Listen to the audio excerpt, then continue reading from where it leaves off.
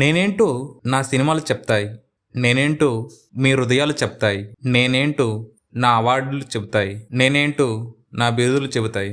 కానీ ఈ నేనుగా మీ ముందుకొచ్చే ముందు నేనెంత సంఘర్షణ అనుభవించానో, ఎన్ని సమస్యలు అధిగమించానో, ఎన్ని పరిస్థితులను ఎదుర్కొన్నానో, ఎన్ని సమస్యల నుండి గట్టెక్కి వచ్చానో మీకు తెలియదు. మీకు తెలిసిన బ్రహ్మానందం నాణేనికి ఒకవైపు మాత్రమే. ఆ రెండే వైపే ఈ పుస్తకం. ఇందులో నా జీవితం యథాతథం. ఒకరి అనుభవం ఒకరికి పాఠ్యాంశం కావచ్చు. ఒకరి అనుభవం ఒకరికి మార్గదర్శకం కావచ్చు. ఆ ఒకరు మీరు కావచ్చు. మీలో ఒకరైనా కావచ్చు. అందుకే నన్ను నేనుగా ఈ పుస్తకాన్ని మలుచుకున్నాను. నా అనుభవ సారాన్ని అక్షరాలుగా మార్చాను. విజయం వైపు ప్రయాణం వినయంతోనే కాదు, విజ్ఞతతోనూ సాగించాలి. ఇటువంటి విషయాలు చెప్పడానికి ఒక వేదిక కావాలి. ఆ వేదికే ఇది. నేనేదో గొప్పగా సాధించానని కాదు. ఈ చలనచిత్ర చరిత్రలో ఎందరో మహానుభావులు, ఎంతో నిష్ణాతులైన శాశ్వత కీర్తి గడించిన వాళ్ళు ఉన్నారు. వారందరి సరసన నిలబడే అర్హత నాకు ఉందన్న గర్వంతో నా జీవిత చరిత్ర రాయడం లేదు. వారంతా చెప్పినా చెప్పుకోలేని విషయాలు కూడా చెప్పడానికి నా జీవితంలో చాలా సందర్భాలున్నాయి. ఆ సందర్భాలు చెప్పుకోవడం అసందర్భం కాదని మనవి చేస్తూ ఈ పుస్తకాన్ని మీ ముందుకు తీసుకురావాలన్న సంకల్పంతో రాయడం మొదలుపెట్టాను. నా నుంచి నవ్వు పుట్టడానికి ముందు నా ఇంట్లో పేదరికం పుట్టింది. అప్పుడే నా వయసుకు పెద్దరికం అబ్బింది. పేదరికం అంటే ఏమిటి? కష్టాలన్నీ ఇలరికం రావడమే సుమి. తినడానికి కూడా లేకపోవడం పేదరికం, ఉండడానికి కూడా లేకపోవడం పేదరికం, కట్టుకోవడానికి బట్ట లేకపోవడం పేదరికం. ఇవేవీ లేకపోయినా ఆత్మగౌరవం ఉంటే చాలు. నీ ఉనికి, నీ వ్యక్తిత్వం, నీ ఔన్నత్యం, వీటినన్నింటినీ ప్రపంచం గుర్తించే రోజొస్తుంది. అంచేత అమ్మని, నాన్నని, తోబుట్టువులని, వీరితో పాటు పేదరికాన్ని ప్రేమించండి, దరిద్రాన్ని ద్వేషించండి. దరిద్రం అంటే ఆత్మగౌరవం లేకపోవడం.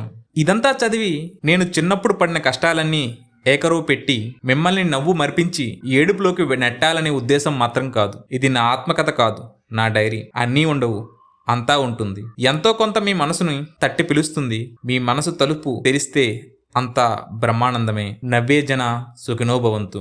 నిజానికి నా జీవిత చరిత్ర నేను రాసుకోలేదు. నాకు జీవితాన్నిచ్చిన ఆ భగవంతుడు ఎప్పుడో రాశాడు. కొంతమంది దైవ అనుగ్రహం వల్లే ఈ స్థాయికి చేరుకున్నామని మనసా వాచా భావిస్తారు. నేను రెండో కోవకు చెందినవాణ్ణి. ఆస్తికుల్లో ఆస్తిపరులు ఉన్నారు, నాస్తికుల్లో ఐశ్వర్యవంతులు ఉన్నారు. నన్ను మాత్రం ఓ అదృశ్య శక్తి చిటికిన వేలు పట్టుకుని నడిపించింది. కష్టం నుంచి, బాధ నుంచి, ఆకలి నుంచి, పేదరికం నుంచి, సమస్యల నుంచి విముక్తినిస్తూ నన్నెప్పుడూ నడిపిస్తూనే ఉంది. ఆ చిటికిన వేలి స్పర్శ దివ్య స్పర్శ. అనుభవించిన వారికే తెలిసే స్పర్శ.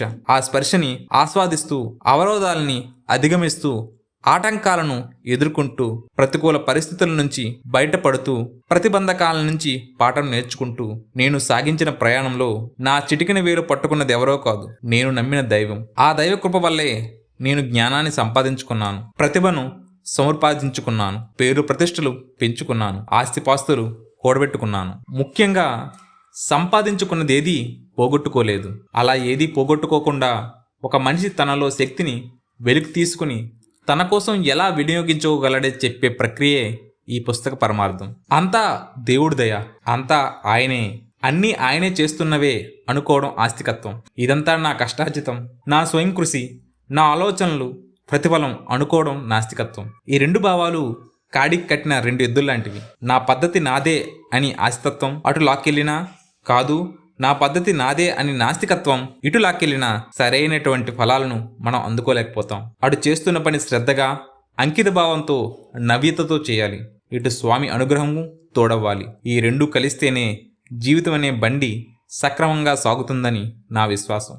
భగవద్గీత చెప్పినా, మహమ్మద్ ప్రవక్త చెప్పినా, జైనులు చెప్పినా, బౌద్ధులు చెప్పినా ఒకటే చెప్పారు: కష్టపడు, ఫలితాన్ని ఆశించకు అని. నీ కష్టం నువ్వు పడితే ఆ భగవంతుడే దానికి సంబంధించిన ఫలితాన్ని ఇస్తాడని తెలియజేయడానికే నా ఈ పుస్తక రచన. అంతేకాని నాకున్న కష్టాలని, నేను పడినటువంటి బాధల్ని చెప్పుకొని నేను ఇంత తక్కువ వాడిని, భేదవాడిని, ఇంత దారుణమైన స్థితి నుంచి వచ్చానని మీ దగ్గర నుంచి జాలి పొందడానికి కానీ, లేదా నేను సాధించిన విజయ సోపానాలను మీ ముందు ఉంచి నేనంత గొప్పవాడిని అని చెప్పుకోవడానికి ఈ పుస్తకం రాయడం లేదు. శ్రమని నమ్ముకున్న వారికి చిత్ర పరిశ్రమ ఎప్పటికీ స్వాగతం పలుకుతూ ఉంటుంది. ఆఖరి శ్వాస వరకు ఆహ్వానం ఉంటూనే ఉంటుంది. ఆ శ్రమకు ప్రతిభ కూడా అవసరం.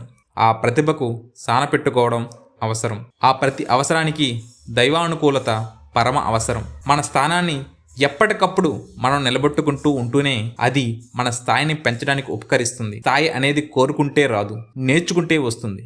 జీవిత అనుభవసారం నుంచి నేర్చుకుంటే వస్తుంది. ఒక లెక్చరర్గా ఎందరో విద్యార్థులకు పాఠాలు నేర్పిన నేను ఒక నటుడిగా ఎన్నో పాఠాలు నేర్చుకుంటూనే ఎదురైన పరీక్షలన్నీ ఎదుర్కొంటూనే పాస్ అయ్యాను. నటుడిగా ఫెయిల్ అయింది లేదు, భర్తగా ఫెయిల్ అయింది లేదు, తండ్రిగా ఫెయిల్ అయింది లేదు. నా కథలో గొప్ప గొప్ప సినిమా పాత్రలే కాదు, చాలా చిన్న చిన్న ఆనందాలు కూడా నోచుకొని పేదరికపు ఖాళీ పాత్రలు ఉన్నాయి. నా జీవిత చరిత్ర చేతబుచ్చుకొని అందులో సరస్వతీదేవిని అక్షరాలుగా అడుక్కున్నాను. ఆ జ్ఞాన శారదాదేవిని జ్ఞానం దానం చేయమని అడిగాను. అంతేగాని ఏనాడు ఎవరి దగ్గర చేయి తాచలేదు, బదులు తీర్చుకోకుండా సాయము అడగలేదు. కృతజ్ఞత చూపించాను తప్ప కృతజ్ఞుడిగా మిగిలిపోలేదు.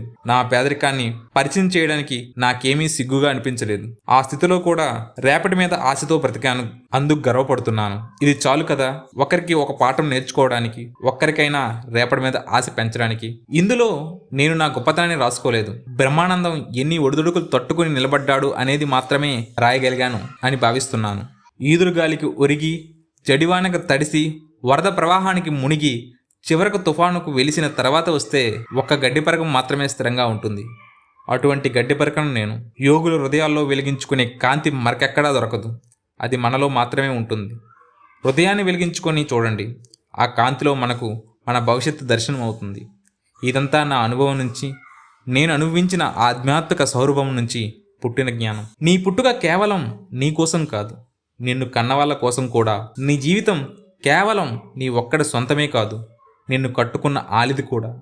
నీ స్వార్థానికి, నీ వ్యసనాలకి బలయ్యేది నువ్వొక్కడవే కాదు, నీ మీద ఆధారపడ్డ నీ బిడ్డలు కూడా. ఈ సత్యాన్ని నేను తెలుసుకున్నాను. అందుకే నా కుటుంబాన్ని పోషించుకోవాలనుకున్నాను. అందుకోసం నాకు తెలిసిన విద్య నటన, దాన్నే నమ్ముకున్నాను. అటు మనిషిగా, ఇటు నటుడిగా, ఒక సంఘజీవిగా. ఇప్పుడు నన్ను నేను ఆవిష్కరించుకునేది ఎందరో ఆశనటులకు స్ఫూర్తిగా మారాలని మనస్ఫూర్తిగా చెబుతున్నాను. అందుకే నేను విశ్వసించే శ్రీ వెంకటేశ్వర స్వామి పాదాల సాక్షిగా ఈ పుస్తకాన్ని మీ ముందుకు తీసుకొచ్చా. మానవ మాతృలకు కాకుండా బ్రహ్మ కడిగిన పాదములకు భక్తితో ఈ పుస్తకాన్ని అంకితం ఇస్తున్నాను. మీరంతా ఆదరిస్తే ఈ కావ్యకన్య ధన్యమవుతుంది.